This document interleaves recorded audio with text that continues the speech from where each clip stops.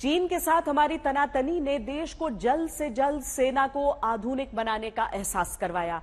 चीन की चुनौती हिमालय से हिंद महासागर तक है, जिससे निपटने के लिए मोदी सरकार मेक इन इंडिया पर जोर दे रही है।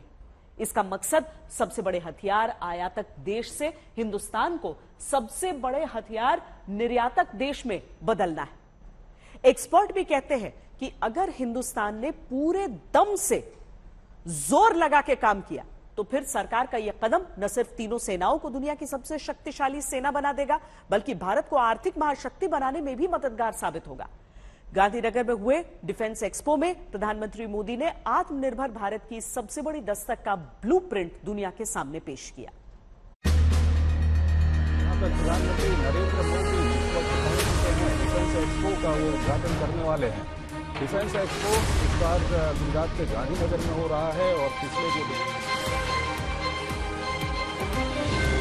डिफेंस एक्सपो भारत के प्रति वैश्विक विश्वास का प्रतीक भी है।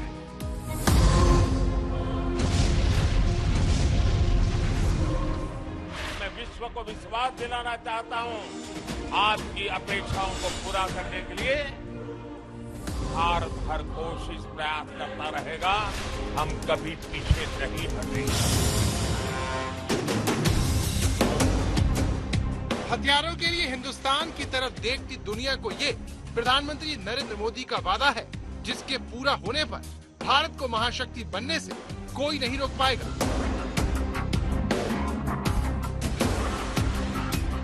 ऐसा क्यों कहा जा रहा है, अब उससे जुड़े आंकड़े को बहुत ध्यान से देखिए। सिफरी की रिपोर्ट कहती है कि साल 2019 में दुनिया भर के देशों ने हथियार खरीदने पर करीब 1 लाख करोड़ रुपए खर्च किए, लेकिन यूएस स्टेट डिपार्टमेंट की रिपोर्ट असली सच बताती है, जिसके मुताबिक दुनिया भर के देश साल भर में हथियारों की खरीद पर 250 लाख करोड़ रुपए खर्च करते हैं।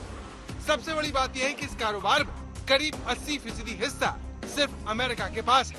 अमेरिका का एक्सपोर्ट बाकी 9 सबसे बड़े हथियार निर्यातक देशों को मिलाकर भी ज्यादा है। यानी अमेरिका की समृद्धि और उसकी सेना के शक्तिशाली होने में हथियारों को बेचने से होने वाली कमाई एक बड़ी भूमिका निभाती है।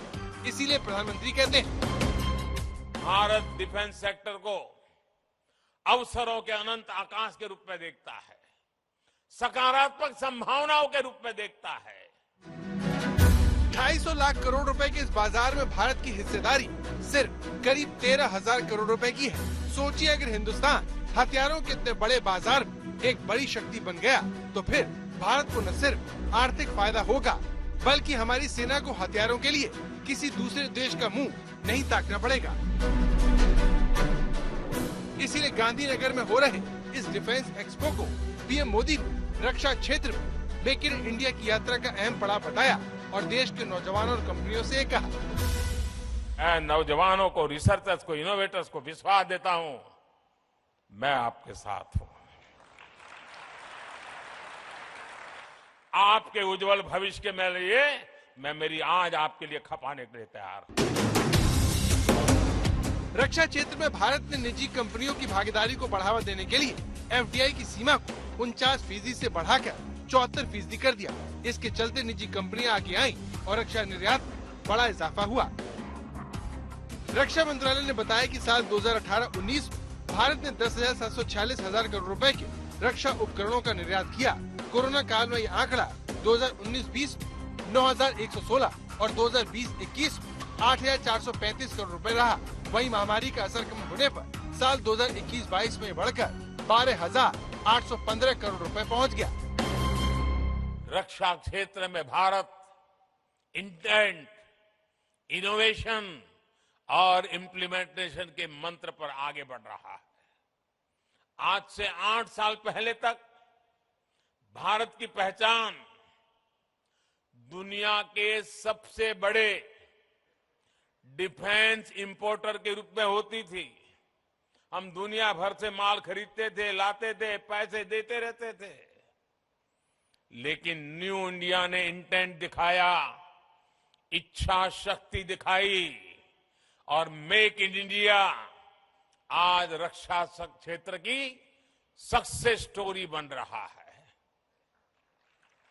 पिछले 5 वर्षों में हमारा रक्षा निर्यात, हमारा डिफेंस एक्सपोर्ट 8 गुना बढ़ा है दोस्तों।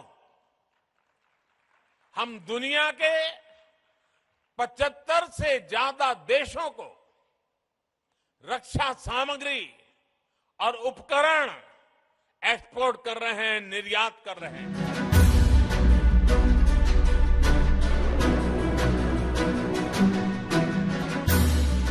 Fighter plane, submarine, artillery gun, warship Hindustan में छोटे से लेकर बड़ा हथियार बन रहा है, लेकिन सबकी नजर भारत की ब्रह्मोस मिसाइल पर है, जिसे लेकर फिलीपींस ने $375 मिलियन का समझौता भारत के साथ किया है, जो कि अब तक भारत की ओर से सबसे बड़ा स्वदेशी रक्षा सौदा है। साथियों, हर भारतीय को गर्व होता है जब वो सुनता है कि भारत में बनी ब्रह्मोस मिसाइल अपनी कैटेगरी में सबसे घातक और सबसे आधुनिक मानी जाती है। कई देशों के लिए ब्रह्मोस मिसाइल उनकी पसंदीदा चॉइस बनकर उभरी है। बदलते हालात में दुनिया भर के छोटे देश अपनी सुरक्षा को लेकर चिंतित हैं, जो सस्ते लेकिन सशक्त हथियारों के लिए भारत की तरफ देख रहे हैं। आर्मेनिया के रक्षा मंत्री की डिफेंस एक्सपो में मौजूदगी इस बात का सबूत है, जिनकी नजर भारत के Pinaka multi launcher rocket system पर है। पिनाका की तरह प्रचंड हेलीकॉप्टर और तेजस जैसे लाइट कॉम्बैट एयरक्राफ्ट में भी दुनिया भर के देशों की दिलचस्पी है, लेकिन ये भी सच है कि हथियारों के इस व्यापार में बड़ी हिस्सेदारी लेना कोई बच्चों का खेल नहीं। जब हम ट्रेन के अंदर प्रवास करते हैं, अगर एक सीट पर 4 लोग बैठे हैं और 5वां आ जाए तो ये चारों मिलकर के 5वें को घुसने नहीं देते हैं, रोक देते हैं। ठीक वैसे ही स्थिति डिफेंस की दुनिया में मैन्युफैक्चरिंग कंपनियों की रही है। दुनिया की डिफेंस सप्लाई के क्षेत्र में कुछ एक कंपनियों की जो मोनोपोली चलती है, वे किसी को घुसने ही नहीं देते थे, लेकिन भारत ने हिम्मत करके अपनी जगह बना ली है। तकनीक और विश्वसनीयता के मामले में भारत कई बड़े हथियार निर्यातक देशों से बेहतर स्थिति में है। यही बात हिंदुस्तान को 250 लाख करोड़ रुपए के इस बाजार में बड़ा खिलाड़ी बना सकती है, जिससे दुनिया के छोटे देशों को फायदा ही होगा, जिन्हें हिंदुस्तान के रूप में एक बेहतर और विश्वसनीय विकल्प मिल सकेगा। मंजीत नेगी, गांधीनगर, आज तक। 13,000 करोड़ रुपए के हथियार निर्यात का आंकड़ा आपको छोटा लग सकता है, लेकिन ये एक लंबी छलांग है, क्योंकि 8 साल पहले भारत केवल 2,000 करोड़ रुपए के हथियार दुनिया को बेचता था। अब प्रधानमंत्री की कोशिश हिंदुस्तान को सबसे बड़े हथियार निर्यातकों की कतार में खड़ा करने की रही। खुशी की बात यह है कि भारत की क्षमता और नियत दोनों पर दुनिया को बहुत भरोसा है। यही देश कोई जमाना था जब कबूतर छोड़ा करता था, आज चीता छोड़ने की ताकत रखता है।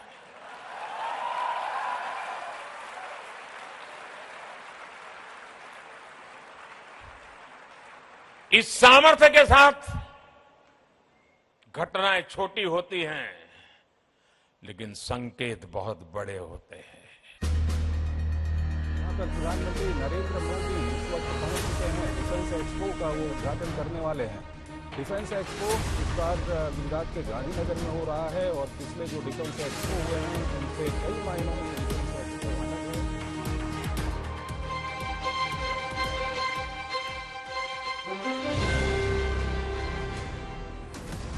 दुनिया की महाशक्ति बनने के लिए जरूरी है कि आपके पास सबसे शक्तिशाली और आधुनिक सेना हो, लेकिन दूसरों के हथियारों पर निर्भर होकर आप ऐसा नहीं कर सकते।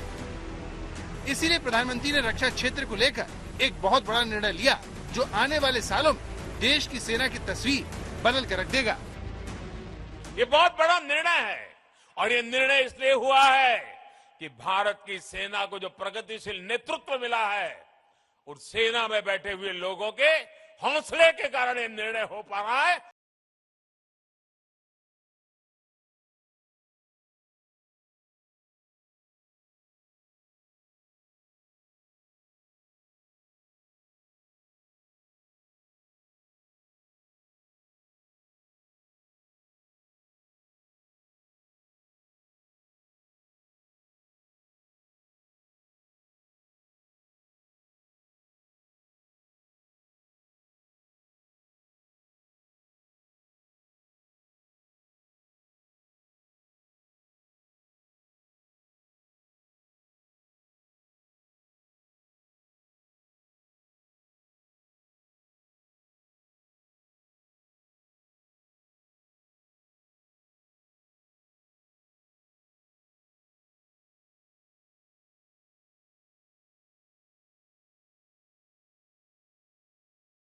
2 साल पहले रक्षा मंत्रालय ने draft defence production and export promotion policy 2020 जारी कर 2 बड़े कदम उठाए।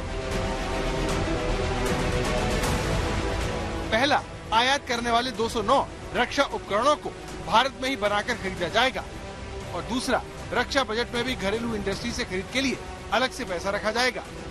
2022-23 के लिए डिफेंस प्रोक्योरमेंट का 68% घरेलू इंडस्ट्री से खरीदारी के लिए रखा गया। सेनाओं ने मिलकर कई उपकरणों की 2 लिस्ट भी तय की है। उन्होंने एक लिस्ट वो बनाई है जो सिर्फ देश में बनी हुई चीजों को खरीदा जाएगा। रक्षा क्षेत्र के ऐसे 411 साजो सामान और उपकरण होंगे जिन्हें भारत केवल मेक इन इंडिया के तहत खरीदेगा। इसका नतीजा ये हुआ कि भारत में ही हथियार बनाने का सिलसिला शुरू हो गया और जिन हथियारों के लिए हम दूसरे देशों पर निर्भर होते थे वो घर में ही बनने लगे। पिनाक मल्टी रॉकेट सिस्टम,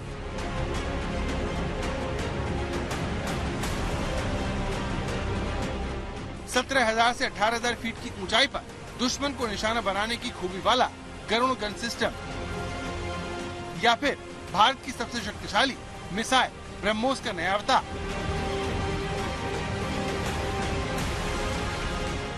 इतने छोटे से वक्त में हर स्वदेशी हथियार ने दुनिया को एक नए भारत के दर्शन करवा दिए।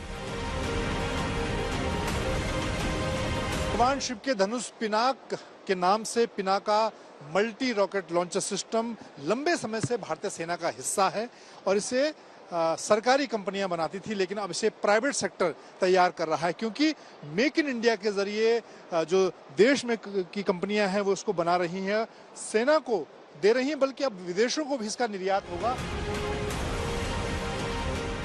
आज भारत दुनिया के टॉप 25 हथियार निर्यातक देशों में शुमार है। डिफेंस सेक्टर में मेक इन इंडिया अभियान से जहां हिंदुस्तान की अर्थव्यवस्था को फायदा होगा, देश के नौजवानों को रोजगार मिलेगा। हथियार खरीदारी के लिए सेना को कम पैसे खर्च करने होंगे, उसका आयात बिल कम होगा। सबसे बड़ी बात, दूसरे देशों पर निर्भरता कम होगी। निर्यात से होने वाली कमाई हमारी सेना को आधुनिक बनाएगी। वहीं रिसर्च को बढ़ावा मिलने से हथियारों की गुणवत्ता बढ़ेगी।